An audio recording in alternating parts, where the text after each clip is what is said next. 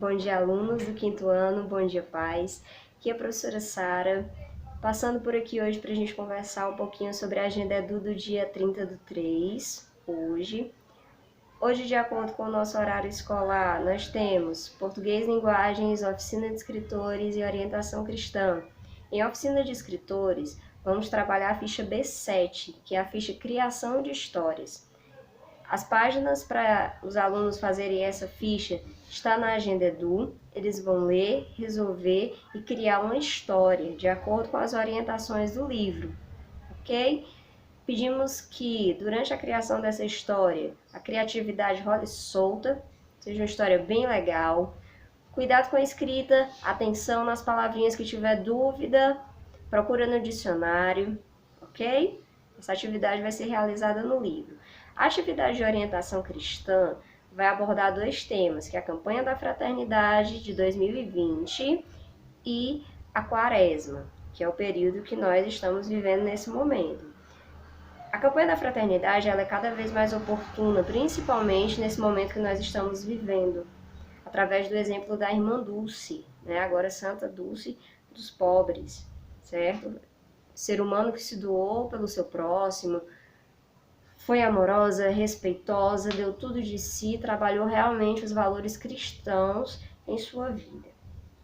A quaresma é o momento que nós estamos vivendo desde a quarta-feira de cinzas, momento de reflexão, momento para a gente pensar em como nós vamos refletir a vida de Cristo em nossas vidas e principalmente como nós estamos valorizando na nossa vida esse sacrifício que Cristo fez por todos nós. Essa tarefa possui dois textos. É para ser impressa, professora? Não. Se você não tiver como imprimir, porque está muito complicado para a gente sair de casa e a gente tem realmente que preservar a nossa saúde, não precisa ser impressa. O aluno vai ler o texto no tablet, no notebook, no celular e vai responder os itens da atividade no caderno de orientação cristã, certo? Tarefa de português, da mesma maneira. O aluno vai ler o texto, ou se a tarefa só tiver questões abertas, vai ler o item, copiar o enunciado no caderno, isso também vale para a orientação cristã, copia o enunciado da questão no caderno e responde os itens embaixo. Todas essas atividades, por favor, façam de forma organizada no respectivo caderno, ok? Coloquem a data da atividade, bote agenda EDU, atividade do dia 30/3, hoje, português. Responde os itens lá.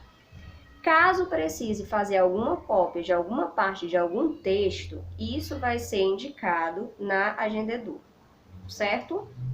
Na agenda de português de hoje, nós vamos revisar 3 assuntos. Eu vou revisar rapidamente com vocês esses assuntos, tá? Que a gente já viu antes de sair para a quarentena, tá bom?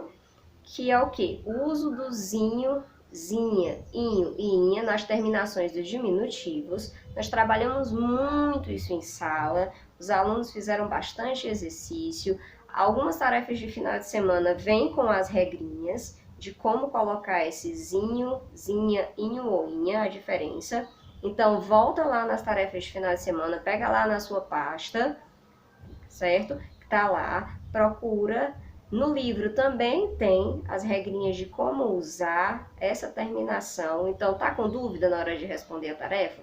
Procura lá para dar uma lembrada, ok? Sinais de pontuação. Nós vimos alguns sinais de pontuação que nós usamos mais rotineiramente nos nossos textos, que é o ponto final para encerrar a frase, ponto de exclamação, quando a gente está escrevendo uma frase que indique uma emoção. Por exemplo, que susto! Você não vai colocar que susto com ponto final, você coloca com exclamação porque é uma emoção. É um susto, que susto! Que medo! Né? Socorro! Ponto de exclamação. Pergunta, ponto de interrogação. Exemplo, Marcela, para onde você está indo? Ponto de interrogação no final. Travessão, início da fala da personagem, ok? Dois pontos pode indicar o começo da fala da personagem. Exemplo, João disse, dois pontos, travessão, vou ao mercado amanhã à tarde. Ponto final. Certo?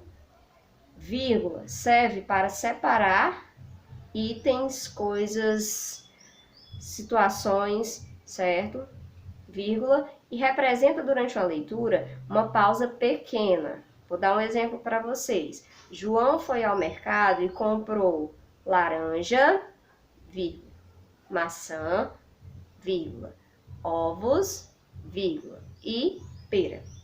Então, quando eu estou lendo e vejo vírgulas, eu faço pontuações pequenas, pausas pequenas durante a minha leitura, certo? Reticências. Serve para você colocar no final de uma frase para dar um indicativo de mistério. Vou dar um exemplo para vocês. Marcela ia pela floresta quando? Reticências. O texto continua. Lá embaixo vai dizer para você o que aconteceu com a Marcela. Mas as reticências estão lá em cima, para te despertar a curiosidade de saber o que aconteceu com a Marcela quando ela estava andando pela floresta. Geralmente a gente também vê nos finais de filmes, né? Depois continua, reticências. Então você fica naquela expectativa pela continuação do filme, da série, né? E o próximo conteúdo que a gente viu foi o uso dos porquês, que são 4. Né? O primeiro porquê é o porquê separado, sem acento, que indica pergunta. Porquê separado, sem acento, pergunta, e vem no início da frase. Por que você não foi à aula ontem? Início da frase. Porquê separado, sem acento. Porquê junto, sem acento, serve para dar uma resposta. Pode vir no início da frase, pode vir no meio, dando uma explicação de alguma coisa. Lembra da frase que eu disse anterior? Por que você não foi à aula ontem? Respondendo com o porquê junto sem acento. Porque eu estava doente. No início da frase. Porquê junto sem acento. Porquê separado com acento. Vem no início, ou melhor, desculpa, vem no final da frase. Você coloca no final da frase. Eu vou dar um exemplo para vocês.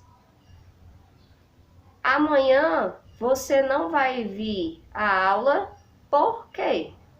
No final da frase. Porque separado com acento. Sempre no final da frase. Quando for uma pergunta. E o último porquê é o porquê junto, com acento. Quando a gente coloca ele numa frase, ele pode ser substituído pela palavra motivo. Vou dar um exemplo para vocês. Me dê um porquê para eu não fazer isso. Quando eu coloco esse porquê junto, com acento, no meio de uma frase, eu posso substituir essa palavra pela palavra motivo. Me dê um motivo, me dê um porquê para eu não fazer isso. Me dê um motivo para eu não fazer isso. Então, esse porquê é junto com acento, ok? Trabalhamos isso em sala de aula também. No livro de vocês também tem as explicações dos porquês.